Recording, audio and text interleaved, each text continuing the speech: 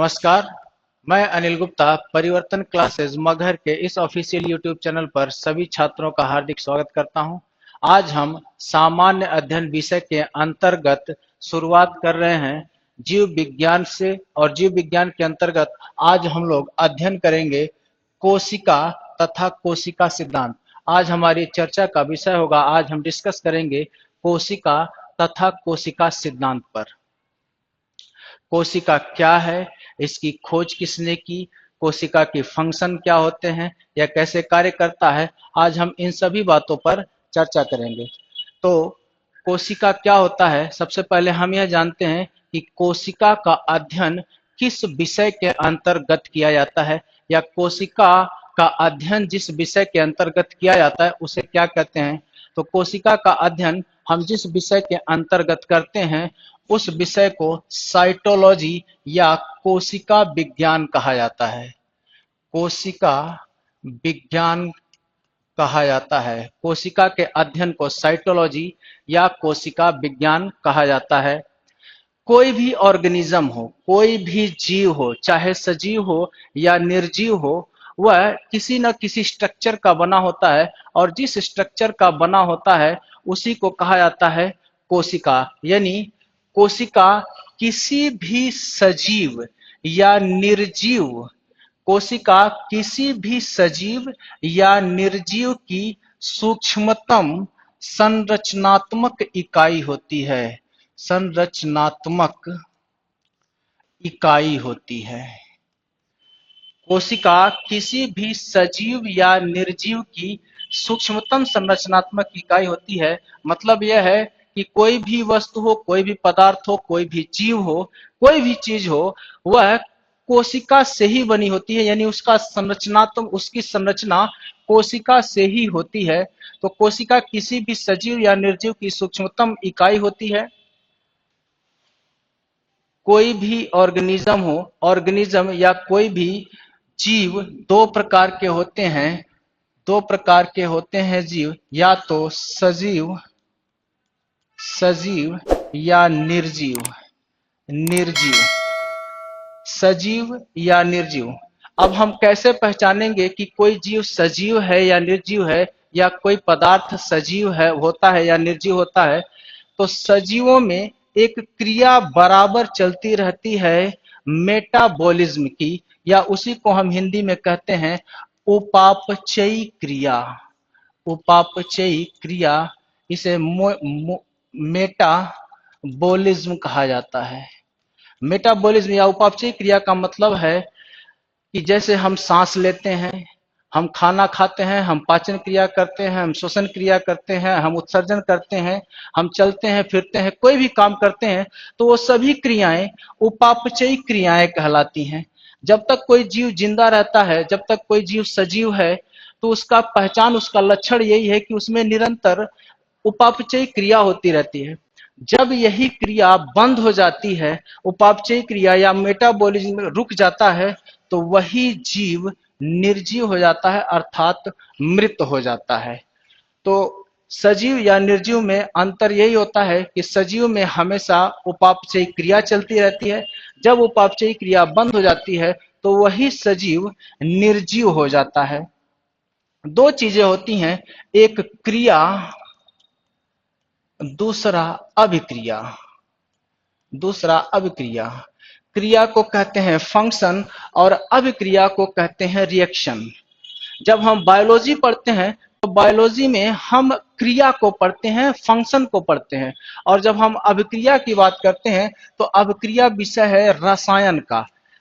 सजीव, जितने भी सजीव होते हैं, चाहे वह जंतु हो या चाहे पादप हो, सजीव में क्रिया भी होती है, क्रिया भी होती है और अभिक्रिया भी होती है। यानी अगर हम मानव शरीर की बात करें तो मानव शरीर में फंक्शन भी होता है और रिएक्शन भी होता है। जैसे अगर हम बात करें, कोई भी तंत्र हो, जैसे पाचन तंत्र है, श्वसन तंत्र है, उत्सर्जन तंत्र है, रक्त परिसंचरण तंत्र है, वे सब निरंतर क्रिया करते रहते हैं, फंक्शन करते रहते हैं, उसको फंक्शन यूनिट कहा जाता है। और मस्तिष्क में लगातार, हमेशा मानव शरीर में लगातार केमिकल रिएक्शन चलते रहते हैं।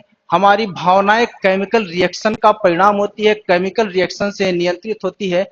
यानी सजीवों में यह क्रिया भी होती है और अभिक्रिया भी होती है। बात करें अगर निर्जीव की, तो निर्जीव में केवल और केवल अभिक्रिया होती है, केवल और केवल अभिक्रिया होती है। उसमें किसी तरह की क्रिया नहीं होती है, किसी तरह का फंक्शन नहीं होता है। क्रिया का रुक जाना ही, मेटाबॉलिज्म का रुक जाना ही यह बताता है कि वह जीव अब मृत हो चुका है। तो निर्जीव पदार्थों में या निर्जीव वस्तुओं में केवल अभिक्रिया होती है। जैसे जब कोई जीव मृत हो जाता है, तो मृत होने का मतलब है कि उसके सारे मेटाबॉलिज्म फंक्शन स्टॉप हो गए हैं, रुक गए हैं। अब उसका अपघटन होगा। जैसे कहा जाता है कि जब कोई चीज, कोई जीव डेड हो जाता है, मृत हो जाता है, तो वह धीरे धीरे पंच तत्वों में विलीन हो जाता है। तो यह जो पंच तत्व में विलीन होने की प्रक्रिया है, यह अभिक्रिया का परिणाम होती है, यह अभिक्रिया कहलाती है। जैसे लोहा है, लोहा जब ऑक्सीजन के संपर्क में आता है या नमी के संपर्क में आता है, तो ऑक्सीजन से संपर्क करके जंग बनाता है। यानी लोहे पर ऑक्सीजन के संपर्क से जंग लगती है या अभिक्रिया होता है। डेड, जितने भी सजीव होते हैं जब मृत हो जाते हैं, तो मृत होने के बाद उनका भी अपक्षय और अपघटन होता है। मृत पदार्थों पर बैक्टीरिया पनप जाते हैं, जो उनका अपघटन करके उनका उनका अपघटन कर देते हैं। और यह एक अभिक्रिया का उदाहरण है, रिएक्शन का उदाहरण है। कोई भी डेड बॉडी है, कोई भी जीव है, जब मृत होता है तो मिट्टी में अनेक सारे तत्व पाए जाते हैं। उन तत्वों से अभिक्रिया करके वह जीव क्या हो जाता है, वह जीव अपघटित हो जाता है और मिट्टी में मिल जाता है। लेकिन जब इन दोनों का, चाहे सजीव हो चाहे निर्जीव हो, इन दोनों की संरचनात्मक इकाई कोशिका ही होती है या सूक्ष्मतम इकाई है किसी भी जीव की। जो सबसे छोटी कोशिका होती, जो सबसे छोटा स्ट्रक्चर यूनिट होता है, वह होता है कोशिका। कोशिका किसी भी सजीव या निर्जीव की सूक्ष्मतम संरचनात्मक इकाई होती है। कोशिका अपने आप में एक स्वाधीन इकाई है, परंतु फिर भी यह समूहों में कार्य करती है। कहने का मतलब है कि जो कोशिका होती है, कोशिका के अपने कोशिकांग होते हैं।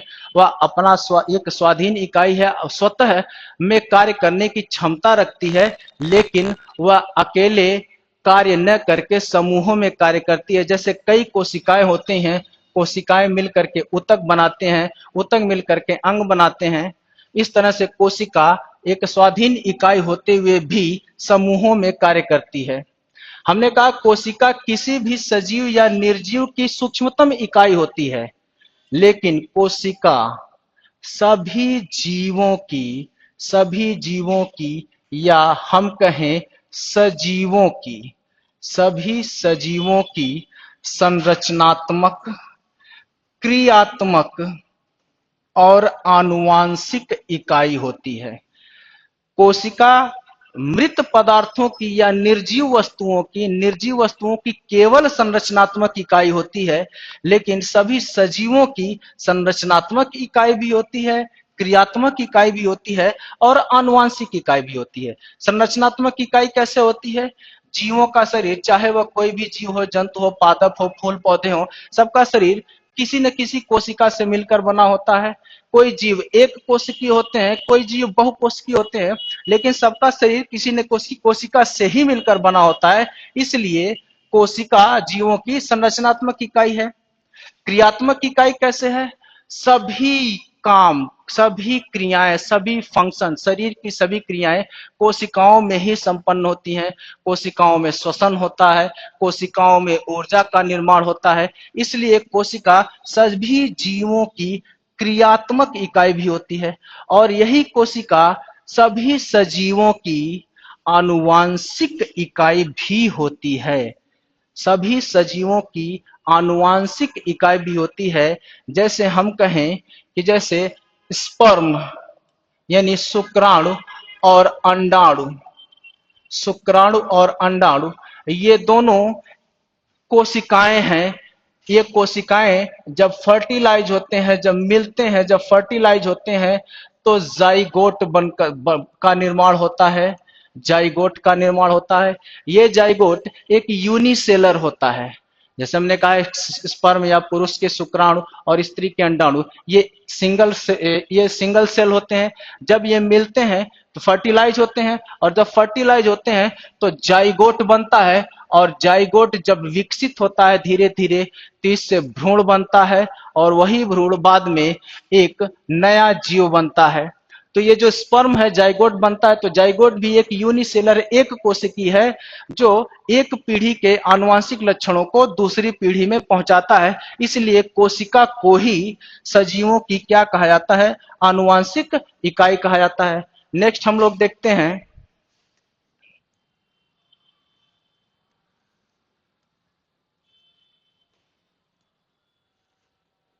सभी जीवों का शरीर, सभी जीवों का शरीर किसी न किसी कोशिका से ही बना होता है। सभी जीवों का शरीर या तो एक या एक से अधिक कोशिकाओं से मिलकर बना होता है। चाहे कोई भी जंतु हो, चाहे कोई भी पादप हो, उनका शरीर या तो एक या एक से अधिक कोशिकाओं से मिलकर बना होता है। कहने का मतलब है कि कुछ जीव एक कोशिकीय होते हैं और कुछ जीव बहुकोशिकीय होते हैं। जैसे कहा जाए कि जंतु जगत का जब वर्गीकरण किया जाता है तो जंतु जगत को 5 वर्गों में बांटा जाता है। जीव जगत को 5 वर्गों में बांटा जाता है। जीव जगत को 5 वर्गों में बांटा जाता है। मोनेरा, जीव जगत जीव जगत को 5 वर्गों में बांटा जाता है। मोनेरा, प्रोटेस्टा, कवक या फंगाई, पादप तथा एनिमल एनिमल या जंतु जंतु ये 5 वर्गीकरण है जीव जगत के। इसमें कहा जाए, जैसा कि हमने कहा कि कुछ जीव एक कोशिकीय होते हैं और कुछ जीव बहुकोशिकीय होते हैं।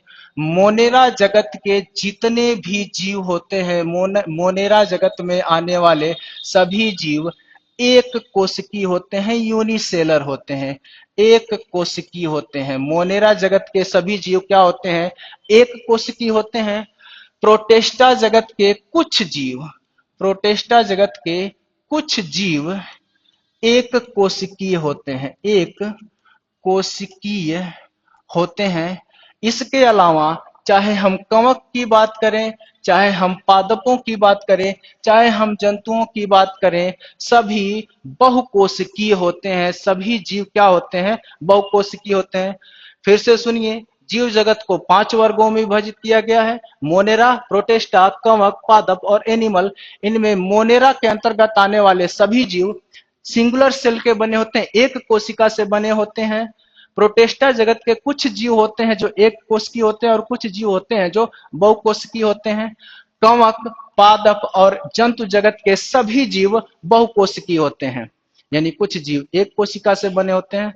जो जीव एक कोशिका से बने होते हैं उनमें सभी फंक्शन, सभी क्रियाएं केवल एक कोशिका में होती है। एक ही कोशिका में वो श्वसन करते हैं, एक ही कोशिका से वो पोषण प्राप्त करते हैं, पाचन क्रिया भी करते हैं, उत्सर्जन क्रिया करते हैं। सभी काम एक कोशिका में होते हैं। और जो बहुकोशिकीय जंतु होते हैं उनमें सभी कामों के लिए अलग अलग कोशिकाओं के समूह होते हैं। इन कोशिकाओं से अलग अलग ऊतक बनते हैं, फिर अलग अलग ऑर्गन बनते हैं जो एक तंत्र का निर्माण करके क्या करते हैं, पूरी बॉडी का निर्माण करते हैं। और अलग अलग कोशिका समूह अलग अलग काम करते हैं। कोशिका कई कोशिका मिल करके ऊतक का निर्माण करती हैं, टिश्यूज बनाते हैं, और ये अलग अलग अनेक प्रकार के ऊतक मिल करके इंटरनल ऑर्गन्स बनाते हैं, अंग बनाते हैं। और कई अंग मिल करके अंग तंत्र बनाते हैं, और अंग तंत्र मिल करके अंत में ओवरऑल बॉडी का निर्माण करते हैं, शरीर का निर्माण करते हैं। इस प्रकार किसी भी जीव की जो सबसे सूक्ष्मतम इकाई होती है वह कोशिका होती है। कोशिकाएं मिलकर के ऊतक, टिश्यूज का निर्माण करते हैं, टिश्यूज अंगों को बनाते हैं, कई अंग मिल करके अंग तंत्र का निर्माण करते हैं, और अंग तंत्र मिल करके पूरा शरीर बनाते हैं। हमने कहा कुछ जीव एक कोशिकीय होते हैं, जैसे बैक्टीरिया, अमीबा और पैरामीशियम। ये एक कोशिकीय जीव होते हैं। इनके अलावा अधिकतर जीव होते हैं जो बहुकोशिकीय होते हैं, जैसे मानव, पादप तथा अन्य जीव जितने होते हैं सभी बहुकोशिकीय होते हैं। आगे हम देखते हैं,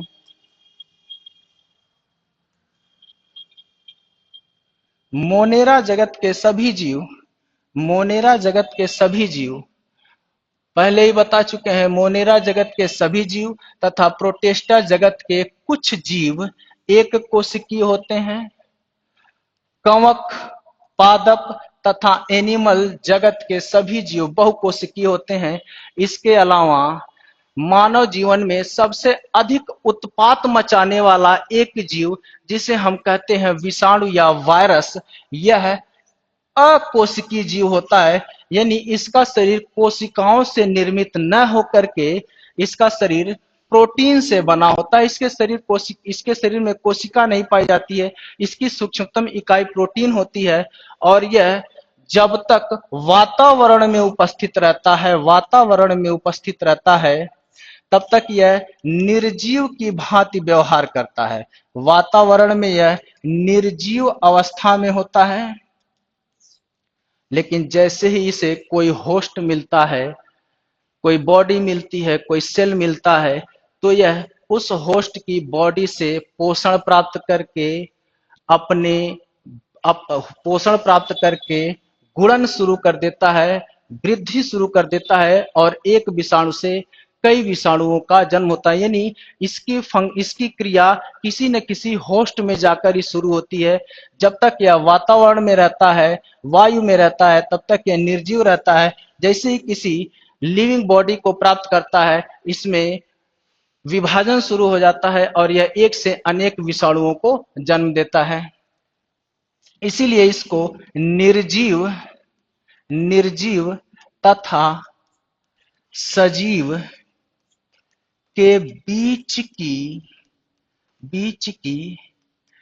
कड़ी कहा जाता है। सजीव या निर्जीव के बीच की कड़ी कहा जाता है। अगर सवाल पूछा जाए कि सजीव और निर्जीव के बीच की कड़ी किसे कहा जाता है, तो सजीव और निर्जीव के बीच की कड़ी विषाणु को कहा जाता है, वायरस को कहा जाता है। क्योंकि विषाणु जब तक वातावरण में रहता है तब तक निर्जीव अवस्था में पड़ा रहता है, सुसुप्तावस्था में पड़ा रहता है। इसमें किसी प्रकार की क्रिया अभिक्रिया नहीं होती है। लेकिन जैसे ही कोई लिविंग बॉडी पाता है कि किसी भी लिविंग ऑर्गेनिज्म में पहुंच करके यह गुणन करना शुरू कर देता है और अपनी संख्या बढ़ाने लगता है, इसलिए इसे सजीव और निर्जीव के बीच की कड़ी कहा जाता है। नेक्स्ट हम देखते हैं कि कोशिका की खोज सबसे पहले किसने की थी। तो कोशिका की सबसे पहले खोज की थी एक इंग्लैंड के जंतु वैज्ञानिक रॉबर्ट हुक। कोशिका की खोज सबसे पहले रॉबर्ट हुक ने 1665 ईस्वी में की थी।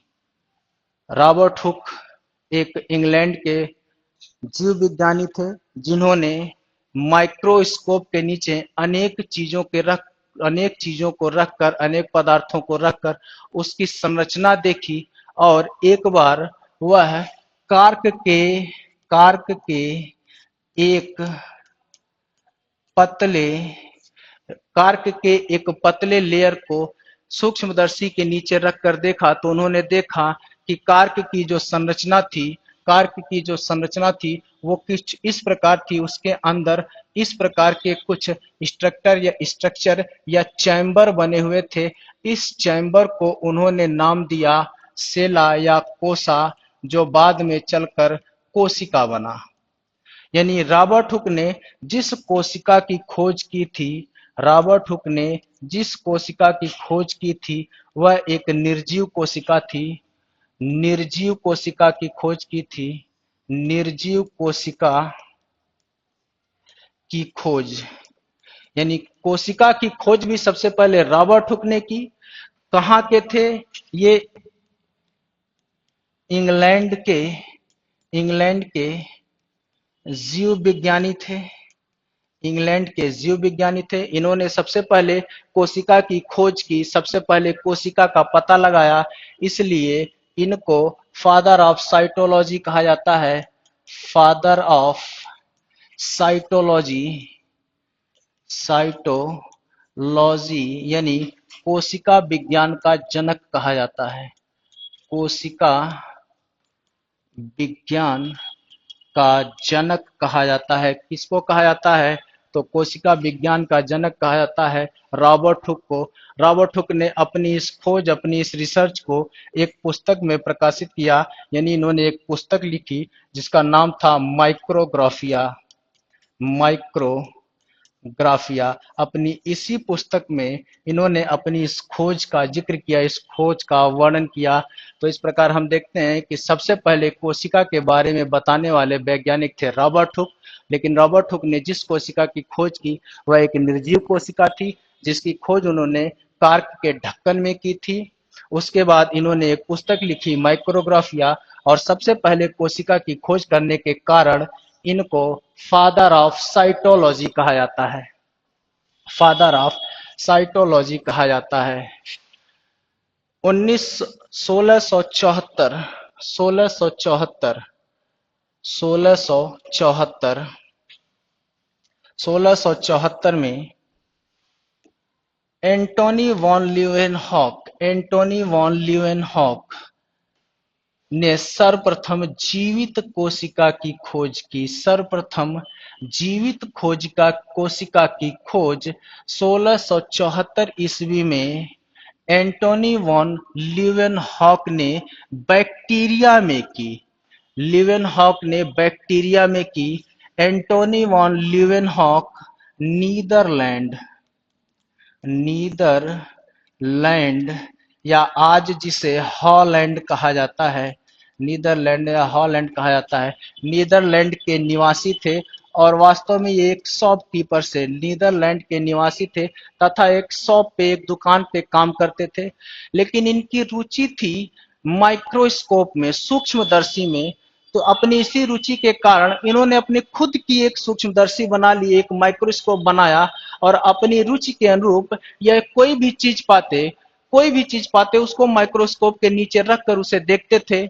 कोई भी स्ट्रक्चर हो, कोई भी पत्ती हो, कोई भी पौधा हो, कोई भी जीव हो, जंतु हो, सबको माइक्रोस्कोप के नीचे रखकर देखना इनकी आदत बन चुकी थी। इसी आदत के अनुसार एक बार ये माइक्रोस्कोप के नीचे कीचड़ युक्त पानी रखकर देखते हैं। जब ये कीचड़ युक्त पानी रखकर देखते हैं तो उसमें वो देखते हैं कि बहुत सारे सूक्ष्म जीव, छोटे छोटे जीव उनको नजर आते हैं, और उन जीवों को इन्होंने नाम दिया बैक्टीरिया। यानी सवाल पूछा जाता है कि बैक्टीरिया की खोज किसने की थी?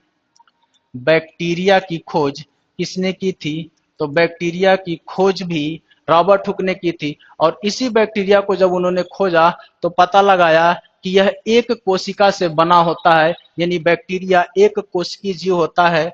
और सर्वप्रथम इन्होंने ही क्या किया? जीवित कोशिका की खोज की। किसमें? बैक्टीरिया में। यानी बैक्टीरिया की खोज भी एंटोनी वॉन ल्यूवेनहॉक ने की। एंटोनी वॉन ल्यूवेनहॉक ने ही सर्वप्रथम सूक्ष्मदर्शी का आविष्कार किया था। सूक्ष्मदर्शी माइक्रोस्कोप का आविष्कार एंटोनी वॉन ल्यूवेनहॉक ने ही किया था। इसके अतिरिक्त इन्होंने जब कीचड़ में बैक्टीरिया देखा तो और कुलबुलाहट हुई, और इनकी जिज्ञासा बढ़ी। तो इन्होंने अपने ही दांत के कैविटीज में, खुरचन में भी वही बैक्टीरिया पाई। यानी इन्होंने बैक्टीरिया की खोज कहाँ की थी? कीचड़ युक्त पानी में और दांत की खुरचन में। या सर्वप्रथम जीवित कोशिका की खोज कहाँ की थी? तो कीचड़ में और दांत के कैविटीज में या दांत की खुरचन में। सूक्ष्मदर्शी का आविष्कार इन्होंने किया। जब ये कीचड़ को सूक्ष्मदर्शी के नीचे रखकर देख रहे थे तो उसमें बैक्टीरिया के अलावा इनको प्रोटोजोआ भी नजर आया। यानी प्रोटोजोआ की खोज भी इन्होंने की। किसने? एंटोनी वॉन ल्यूवेनहॉक ने। इसके अतिरिक्त इन्होंने आरबीसी की खोज की, रेड ब्लड कॉर्पस्कल्स यानी लाल रक्त कणिकाओं की खोज भी करने वाले थे महान एंटोनी वॉन ल्यूवेनहॉक, और अपने इन सभी खोजों को इन्होंने प्रकाशित किया अपनी एक पुस्तक सीक्रेट्स ऑफ नेचर में। सीक्रेट्स ऑफ नेचर, यह पुस्तक थी इंग्लैंड के नीदरलैंड के वैज्ञानिक एंटोनी वॉन लीवेनहॉक की, जिन्होंने सर्वप्रथम जीवित या सजीव कोशिका की खोज की। नेक्स्ट हम देखते हैं, सर्वप्रथम जीवित कोशिका की खोज एंटोनी वॉन लीवेनहॉक ने की। अब हम थोड़ा बात कर लेते हैं मानव शरीर की। मानव शरीर की, तो मानव शरीर में सवाल पूछा जाता है कि मानव शरीर में कितनी कोशिकाएं होती हैं। तो जवाब है मानव शरीर में, मानव शरीर में, मानव शरीर में लगभग 5,000 अरब कोशिकाएं पाई जाती हैं। 5,000 अरब कोशिकाएं पाई जाती हैं। मानव शरीर में लगभग 5,000 अरब कोशिकाएं पाई जाती हैं। इन 5,000 अरब कोशिकाओं में अलग अलग कोशिकाएं मिलकर अलग अलग प्रकार के टिश्यूज बनाती हैं। फिर अलग अलग टिश्यूज मिलकर अलग अलग इंटरनल बॉडी ऑर्गन्स या बॉडी ऑर्गन्स अंग तंत्रों का निर्माण करते हैं, जिनसे अंत में पूरे शरीर का निर्माण होता है। तो मानव शरीर में लगभग 5,000 अरब कोशिकाएं पाई जाती हैं। सवाल पूछा जाता है कि मानव शरीर की सबसे बड़ी कोशिका, मानव शरीर की सबसे बड़ी कोशिका, तो मानव शरीर की सबसे बड़ी कोशिका होती है स्त्री के अंडाणु। स्त्री के अंडाणु या ओवम। तो मानव शरीर की सबसे बड़ी कोशिका होती है ओवम या स्त्री के अंडाणु। इसके अलावा पूछा जाता है कि मानव शरीर की सबसे सबसे लंबी कोशिका, मानव शरीर की सबसे लंबी कोशिका, तो मानव शरीर की सबसे लंबी कोशिका होती है तंत्रिका तंत्र, न्यूरॉन सेल्स। तंत्रिका तंत्र की कोशिकाएं, तंत्रिका तंत्र की कोशिकाएं। जब किसी भी एग्जाम में अगर आपसे ये सवाल पूछा जाएगा कि मानव शरीर की सबसे बड़ी कोशिका कौन सी है, और विकल्प में अगर स्त्री के अंडाणु और तंत्रिका तंत्र की कोशिकाएं दोनों विकल्प में हो, तो आंसर करने से पहले, कोई भी गोला रंगने से पहले एक बार उस प्रश्न का अंग्रेजी वर्जन जरूर पढ़िएगा। ये पढ़ना है कि उसने बड़ी की अंग्रेजी क्या लिखी है, लॉन्गेस्ट लिखी है या लार्जेस्ट लिखी है। अगर बड़ी की बात की जाए तो इसकी अंग्रेजी होती है लार्जेस्ट। तो ह्यूमन बॉडी का जो लार्जेस्ट सेल होता है वह ओवम होता है। और अगर बात करेगा लंबी कोशिका, तो इसका मतलब है लॉन्गेस्ट सेल। लंबी की अंग्रेजी होती है लॉन्ग। लॉन्गेस्ट सेल की बात करेगा तो तंत्रिका तंत्र की कोशिकाएं हो जाएंगी। लेकिन अगर हिंदी में सवाल करता है कि सबसे बड़ी कोशिका और अंग्रेजी में करता है लॉन्गेस्ट, तो आपको तंत्रिका तंत्र ही लगाना है, न कि ओवम लगाना है। यह देखना है कि बड़ी की अंग्रेजी उसने लार्जेस्ट क्या लगाई लिखी है, लॉन्गेस्ट या लार्जेस्ट, उसी अनुसार आपको आंसर देना है। अब सवाल पूछा जाता है कि मानव शरीर की सबसे छोटी कोशिका, मानव शरीर की सबसे छोटी कोशिका, तो मानव शरीर की सबसे छोटी कोशिका होती है स्पर्म या शुक्राणु। स्पर्म या शुक्राणु। इसके अलावा दूसरी सबसे छोटी कोशिका, मानव शरीर की दूसरी सबसे छोटी कोशिका, मानव शरीर की दूसरी सबसे छोटी कोशिका होती है आरबीसी, यानी लाल रक्त कणिकाएं। तो यहां तक आज हमने देखा कि कोशिका क्या होती है, कोशिका की खोज किसने की थी, कोशिका के आधार पर जीव कितने प्रकार के होते हैं? कोशिका के आधार पर जीव 2 प्रकार के होते हैं, एक कोशिकीय जीव तथा बहुकोशिकीय जीव। इसके अलावा इस सृष्टि में एकमात्र विषाणु ऐसा जीव है जिसके पास कोशिका नहीं होती है, यानी उसका शरीर प्रोटीन से बना होता है। नेक्स्ट एपिसोड में हम लोग देखेंगे कोशिका सिद्धांत किसने दिया, क्या कहा। तब तक के लिए धन्यवाद।